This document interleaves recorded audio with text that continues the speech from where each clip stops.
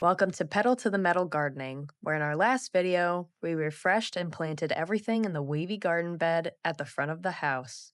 If you missed that one, don't forget to check it out. But today, we're moving to the deck door and filling up these standing planters I picked up from Walmart last year.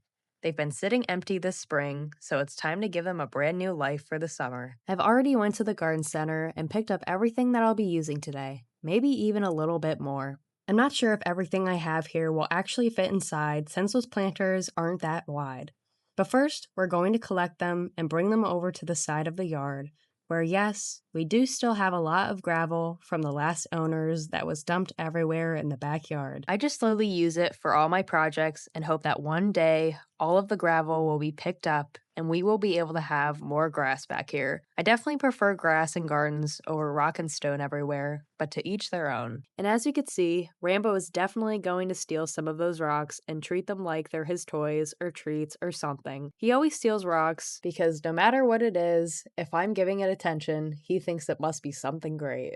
So after collecting the rocks and filling the bottom for drainage, we're going to pick up all of our plants and start by removing the tags. I don't want them to get buried, and I also want to make sure to collect all of my tags so I could see how many flowers I've planted over the whole year. I've mentioned this before in a bunch of my videos, but this way, at the end of the season, I could look back and see what did I plant last year, how successful were they, where did I plant them, and should I get them again? Or do I not really have the right spot for these types of flowers? I think this is pretty important for a beginner, and especially when you have a new location that you're putting flowers in. It's really a trial and error process where you have to kind of see what does good on your property and what kind of light does it need. Do I have a spot for it? Or am I just wasting money and watching flowers die? So overall, I do think it's a really important part of the process, especially when you're just starting out like me. And as you could see, we've already placed everything where we think it should go, shorter plants in the front and taller ones in the back. Now it's time to get planting. I'm pressing everything firmly into the soil, loosening the roots where needed, and making sure each plant sits at the right height throughout the planter. Once everything's in, I'll go back and fill in any gaps with more soil so that all the roots are covered while still giving the plants room to breathe and grow. And just like that, our first planter is complete.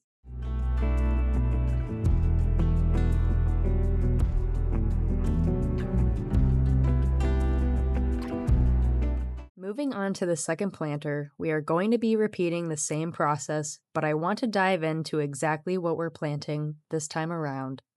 First up, we have a Silver Falls vine that will spill over the front edge and create great contrast, a pink blush vinca that will bloom into late summer, a polka dot plant that will give us a touch of tropical foliage, a purple streptocarpella that thrives in indirect light and has trailing quality to it as well, and last but not least, a purple sweet potato vine that will spill over the edge along with the Silver Falls vine.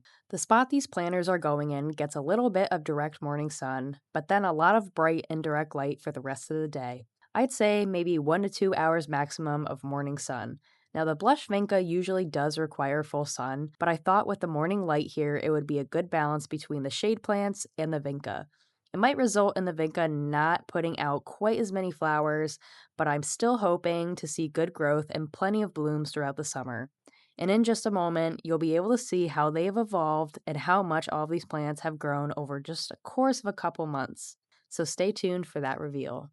But before we could get into that, we have to take a moment to appreciate how these turned out today. I'm definitely very happy with the way they came together and with the variety I chose and how more welcoming it makes this entrance. And as you could see, Rambo is also very proud of our accomplishment. As you recall, he did help with those rocks. Sadly though, he's not going to help me clean up, but he will stand and watch me while I do it myself. So let's get started with clearing away the plants we didn't use, all of the containers, the tags, the extra soil, and lastly, we'll blow the dirt off the deck and into the yard.